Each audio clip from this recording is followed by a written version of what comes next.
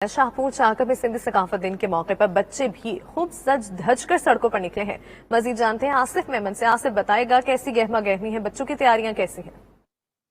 शाहपुर चाकर के मुख्तलिफ स्कूल में तकरीबात हुई जहाँ पर नन्हे मुन्ने बच्चों ने सिंधी अजरे की टोपी पहनकर सिंध की सकाफत को उजागर किया। मैं मौजूद हूँ यहाँ पर मेन नाके पर। आइए इनसे बात करते हैं कि ये दिन कैसे मना रहे हैं। हमारी सिंध पे काफी मुश्किलातें आती हैं, काफी दर्द आए हैं, मगर हमारी सिंध कौम है जिसने हमेशा उसको बर्दाश्त किया है, उस हिसाब से चले हैं। हम अपनी खुशी को सेलिब्रेट करते हैं, भले कितने भी दुखी क्यों ना हो।